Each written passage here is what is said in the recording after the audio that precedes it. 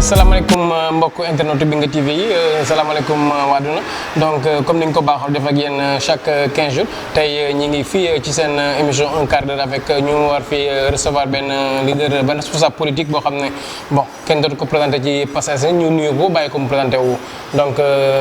Lamine ñu ngi lay nuyu. maa ngi lay fay Ndiawa di la nuyu bu baax encore une fois di la remercier si invitation bi di nuyu sa équipe technique bi la accompagner. Donc comme ni nga ko waxee maa ngi tudd Lamine Gueye dëkk Parcelles Assainies juddoo Parcelles Assainies unité 11 exactement màggee fii jàngee fii aussi def fi tout mon cursus élémentaire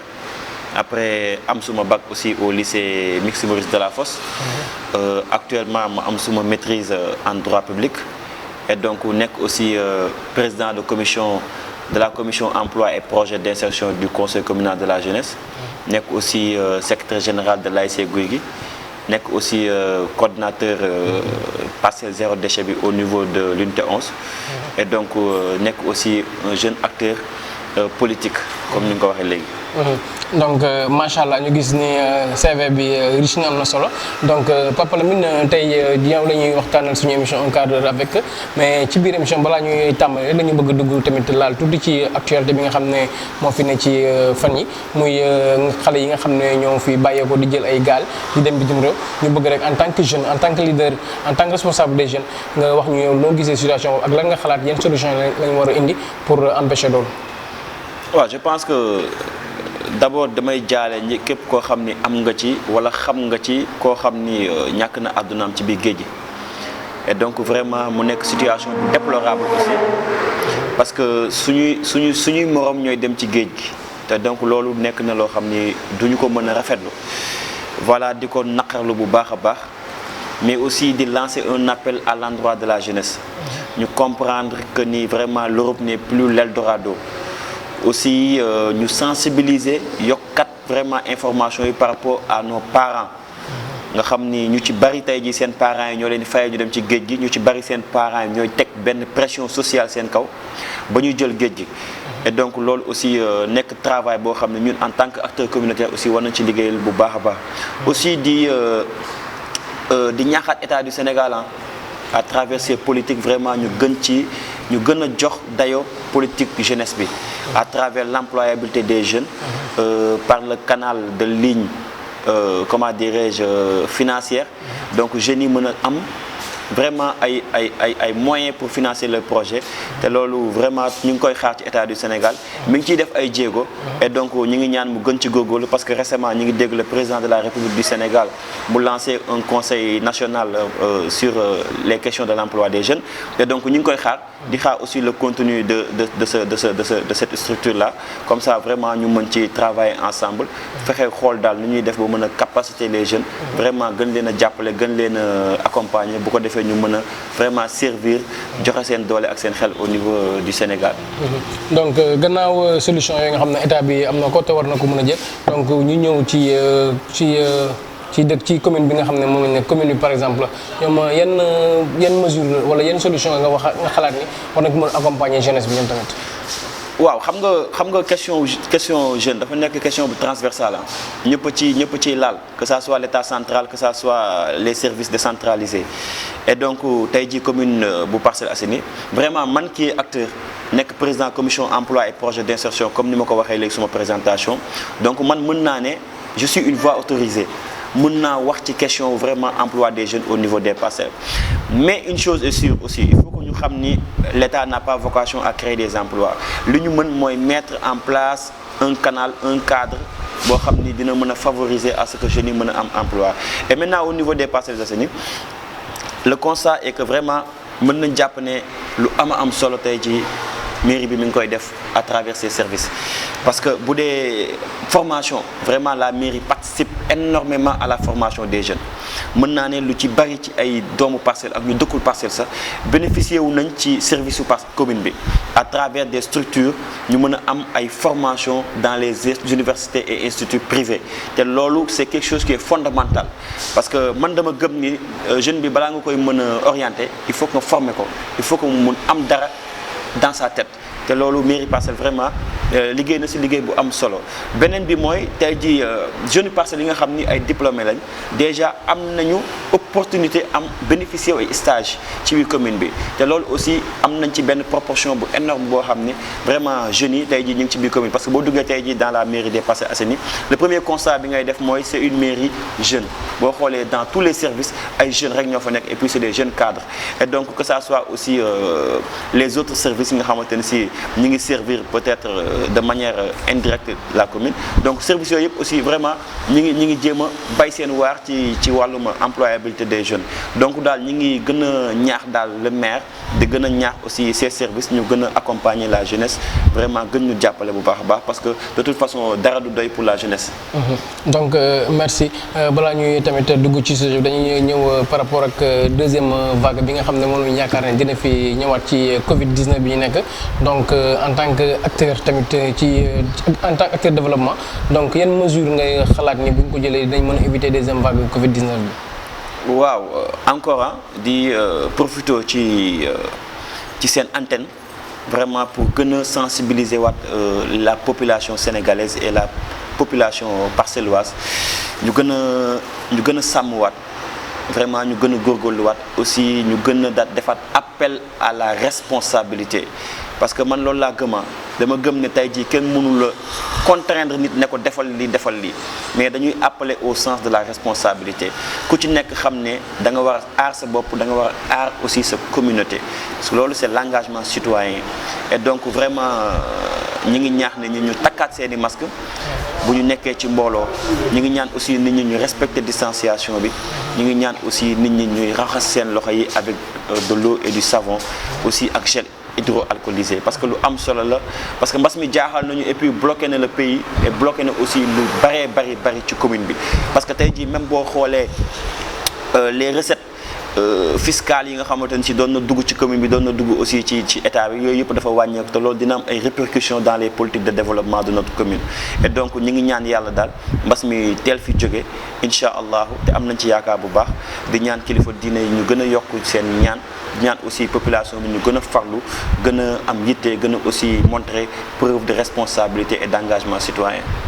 donc merci loolu lu am solo le message boobu donc ñu gën a ñaaxaat rek population beeg askan bi ñu gën a farlu respecté waat mesures yi nga xam ne moom la fi président bi teg muy à savoir porté waat suñu masque.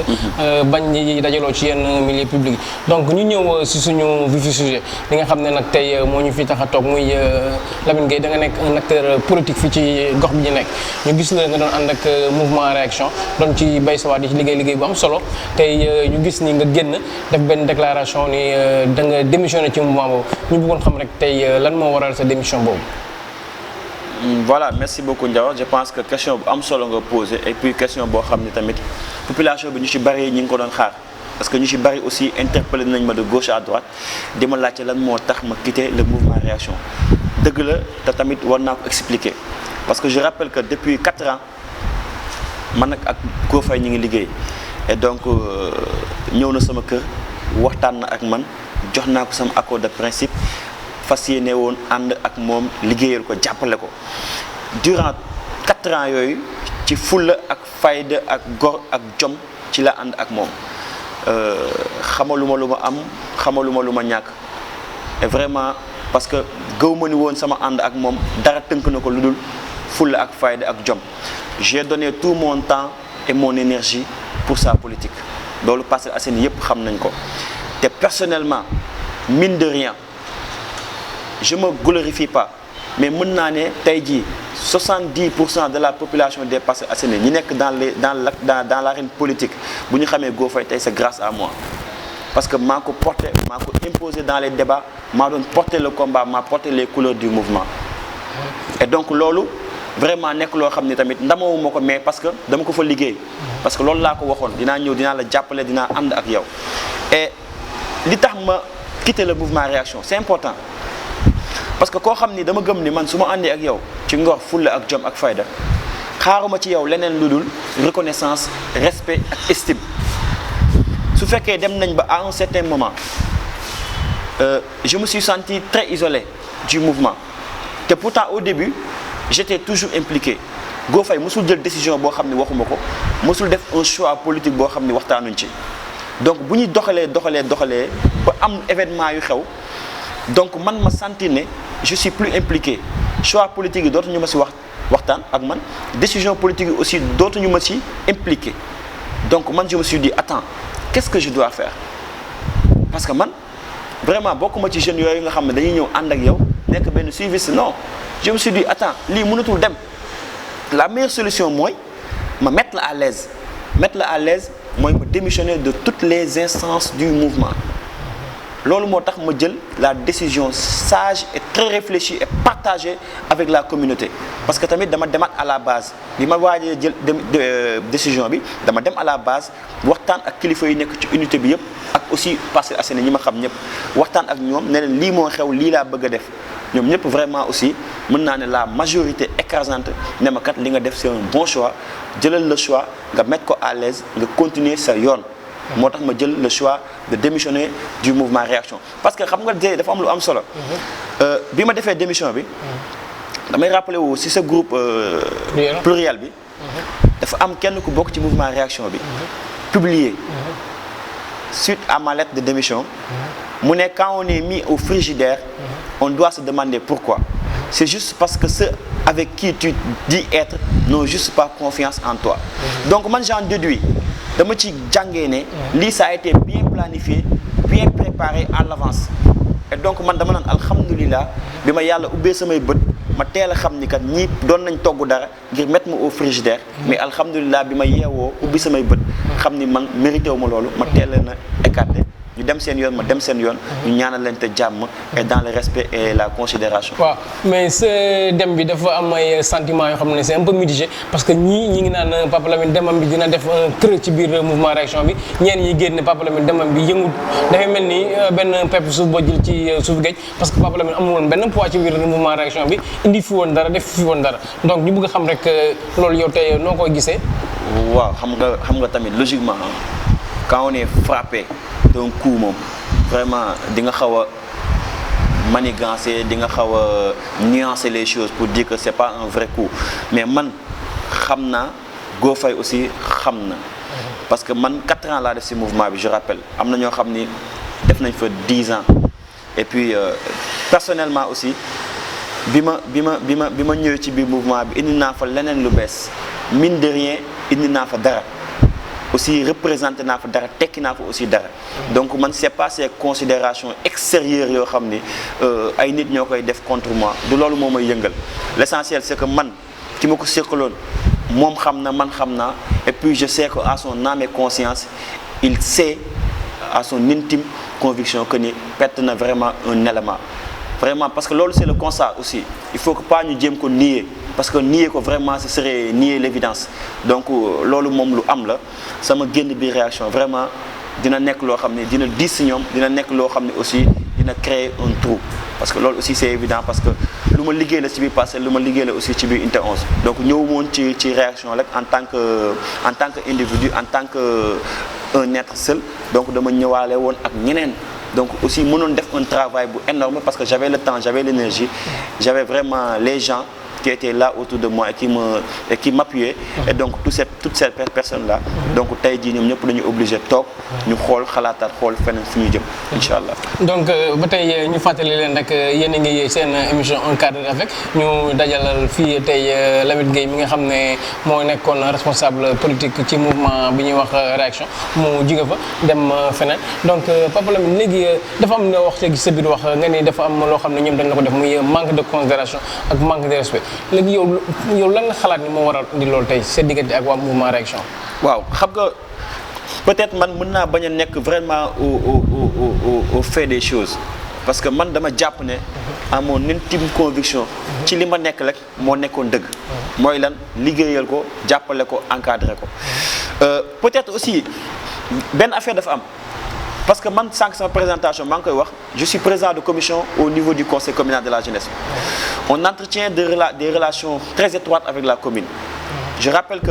la mairie est notre premier partenaire financier et technique donc en parfaite collaboration dañuy liggéey ak ñoom xëy na sama rapprochement avec la mairie et avec le maire xaw na leen a déranger parce que man personnellement kenn du ma tànnal samay nit kenn du ma tànnal aussi samay noonu en tout cas lépp loo xam ni seqoon naa ko avec le mouvement réaction muy liggéey defal naa leen ko ni ma ko mënoon defee et dans le respect et dans la considération maintenant sama relation avec la commune c'est une autre relation purement professionnelle et amicale xëy na loolu dérangé na leen xëy na aussi climat de confiance bi commencé na yàqu tuuti donc xëy na tamit peut-être mën naa jàpp ne loolu moo tax vraiment ñu jéem a dugal ci bopp Go Faye ne ko l'ami est un danger pour vous alors que man j'étais pas un danger je peux pas être un danger pour lui parce que man j'étais son fidèle mën naa ne son fidèle collaborateur man mënoon naa jàpp ne sama biir dënn sama biir xol ak sama aqulaay taala que ni man la woon xëy na moom comprendre loolu parce que tamit kenn xamul affaire yi au fur et à mesure que ça évolue am na nit ñoo xam dañuy ñëw def sa nopp de gauche à droite wax si yow lii wax si yow lee et donc yow bu fekkee tey ji amoo esprit boo mën a gérer loolu yëpp tey mën nga vraiment prendre des décisions yi nga xamante ne si ça va à l'encontre vraiment des intérêts du mouvement tey ji loolu laa jàpp ne vraiment moo tax man ak moom ñu séparé wu et puis c'est quelque chose vraiment qui était regrettable et qui pouvait être évité mais malheureusement les faits sont là et puis la séparation était inévitable. donc loolu am na solo trop Papa Lamine ñu gis ni tamit ñu ngi jëm ci ay échanges yoo xam ne yu am solo la fii ci Parcelles nga nekkoon nit koo xam ne tamit ku ñu ràññee la ci politique donc nga génn ci mouvement ñu bëgg xam ndax da ngay dem ci mouvement wala da ngay créer sa mouvement bopp wala yow tey nan nga fas yéene continuer sa carrière politique. waaw Zé gis nga man personnellement dama gëm benn affaire mooy il faut que la scène politique soit propre. c'est-à-dire que il faut que ñu dimbali askan bi ñu mën a tànn bu clair parce que loolu dafa bokk ci démocratie gis nga bu fekkee ku génn fenn rek créer dara ku génn fenn créer dara rek yéen a ngi nax seen bopp parce que les mêmes militants ñoom ñooy tourner autour de ces structures et donc man aussi bi ma bàyyee réaction comme ni ma ko waxee sànq dama wàccat à la base dama defaat des porte-à-porte rencontrer les sensibilités rencontrer aussi les identités remarquables bon discuter ak ñoom ne leen lii moo fi nekk lii moo fi xew diw ak diw ak diw ak diw ñoo bëgg ma ànd ak ñoom liggéey et donc la majorité je dis bien a décidé que ni nañu dem ànd ak benn camp et ici à travers vos antennes je vous annonce solennellement et officiellement mon soutien à la politique du maire Moussa Sy. Je vous l'annonce solennellement et officiellement. Parce que du maa ko def du man maa ko décider personnellement mais ñun ñoo ko décider noo ensemble donc j'ai parlé avec les gens ñoom ñëpp nee nañ ma demal nga soutenir le maire Moussa Sy parce que c'est le meilleur profil il a le meilleur projet te ensuite sa grand frère la demal nga jàppale ko loolu moo tax tey Moussa Sy laay jàppale je fais la politique à ses côtés et je vais mettre tous les moyens dont je dispose pour l'accompagner lu ma mën dinaa ko jàppale pour politique am réussir au niveau des Parcelles et au niveau de la jeunesse des Parcelles Assainies. donc merci beaucoup ci exclusivité boobu nga xam ne donc réservé suñu chaîne mooy Benga TV donc mu nekk tamit une fierté pour ñun ñu lay ci remercier yow tamit aussi mais da nga wax tamit lu am solo donc mën nañ jàpp ni bis ni ngi tey Pape Lamine Gueye mi ngi ànd ak maire ci liggéey bi nga xam ne moom la vision bi nga xam ne moom la gis pour le développement commune Parcelles donc bis ni ngi tey yaa ngi ci parti ANC bu monsieur le maire Moussa Sy donc. bis ni ki tey maa ngi ci biir parti bi. Appel national pour la citoyenneté ANC et déjà je suis dans l'action parce que maa ngi sama cellule maa ngi jaay samay carte et bientôt di ngeen ma gis dans les activités du parti et sur le terrain parce que le terrain moom miin naa ko xam naa ko parce que yàgg naa ci aussi maa ngi ciy bëgg a yàgg bokk et donc awma sens interdit fenn mën naa wax ak ñëpp te maa ngi profité ci occasion bi di lancer un appel à la jeunesse di lancer un appel à toutes les forces vives ñu ñëw ñu ànd liggéey pour l'intérêt des Parcelles Assainies parce que man ci loolu laa yàgg a nekk ku ma xam ci loolu nga ma xamee et loolu ci laay woo aussi toute la jeunesse donc ku ci nekk aussi dinaa ñëw seet si la incha allah lu ma mën dinaa ko def dinaa ñëw waxtaan ak ñoom ñu ànd liggéey jàppale le maire Moussa Sy pour l'intérêt exclusif de la commune. donc nga wax lu am solo ñu donc mais problème tey gisuloo nii tey comme ni nga ko waxee sànq sa biir wax yow ñoom li taxoon ñu xawoon am manque de confiance par rapport ak yow dafa fekkoon peut-être rapprochement bi nga amoon nag commune bi rapprochement bi nga amoon nag maire bi parce que wax nga ko sa biir wax ne ñoom say xarit lañ te da nga nekk foofu di fa liggéey boo xam ne ñoom seen ay partenaires lañ donc tey ñu gis nga jógee réaction loolu ñu la doon xalaatee nga dem foofu parce que nekkul tey comme ni olof di waxee ñu lay jiiñ ñu ni ko olof di waxee ñu séntu la fii fekk la foofu par exemple quoi. waaw xam nga lépp ça dépend ci interprétation bi ak grandeur de vue bi nga xamante ne si moom la leader bi di am parce que gis nga dans la vie il faut savoir faire la part des choses ce qui est professionnel et ce qui ne l'est pas man su ma àndee ak Moussa Sy sax tey jii du tere notre relation en tant que partenaire professionnel day continuer de perdurer parce que loolu lañ ñu falee. Je rappelle que le conseil communal de la jeunesse des Parcelles Assainies démembrement du conseil national là c'est-à-dire que nous on est élus ni ñu installé le maire Moussa Sy ñun noonu la ñuy installé nu ñu installé sous-préfet ñun noonu la ñuy installé on a un devoir à l'égard de la jeunesse et donc devoir boobu dañ ko war a remplir donc man képp koo xam ne gis nga ma ci biir mairie bi c'est quelque chose qui doit être naturel xëy na tamit j'ai toujours entretenu de très bonnes relations avec la mairie avec les agents de la mairie parce que man sama fréquentation max lu bëri foofu la parce que foofu la suñu siège nekk et je me dois d'être présent là-bas accueillir jeunesse bi déglu leen orienter leen mais loolu c'est quelque chose qui est normal et je profite de cette occasion pour remercier chaleureusement vraiment tous les membres du conseil communal de la jeunesse ñii encouragé nañ ma ñii félicité nañ ma mais exclusivement vraiment vous me permettrez de remercier ku mel ni Sophie Ndour ku mel ni Simone ak ku mel ni suma président Gataba vraiment je le remercie vivement parce que c'est des gens vraiment qui comptent sur moi qui m'accompagnent et vraiment di ma jàppale aussi di ma conseiller donc maa ngi leen di gërëm bu baax a baax di gërëm tout le bureau du conseil communal de la jeunesse des Parcelles Assainies. waaw ba tey rek ñu fàttali leen rek yéen a ngi woon seen émission un quart d'heure avec ñu dalal tey suñu benn naataango bu ñuy wax Lamine Gueye nekk un grand responsable politique fii ci Parcelles nga dégg ko kàddu yi nga xam ne wax na ko waxtaan bi am na solo lool donc Lamine Gueye balaa ñuy tàggatoo rek bëgg nañu waxtaan tamit tuuti tey ci situation politique bu Parcelles ak yow noo ko gisee ak ban analyse nga ci def ak tamit responsable yi nga xam ne ñoo fi nekk te yàlla bàyyi leen fi yow personnellement yéen relation nga am ak kenn ku ci nekk. waaw je pense que situation politique bu au Parcelles moom man bëgguma sax ñuy wax situation politique parce que nous sommes au temps de l'action quoi vraiment tey jii jàpp ma ne politique la ñu war a def parce que balaa ngay def politique il faut que politique jot il faut que gars yi respecter tuuti askan bi quoi vraiment ñu jublu ci liggéey bi parce que loolu moo tax vraiment ñu teg ñu fi tamit donc na responsable yëpp xamee ko noonu ku ci nekk jublu ci seen liggéey may askan bi aussi ñu nekk seen bopp parce que foofu la ñu askan bi di xaar donc le temps de l'action lañ nekk toll ñu au temps de la politique bu ñu tollee ci au temps de la politique nag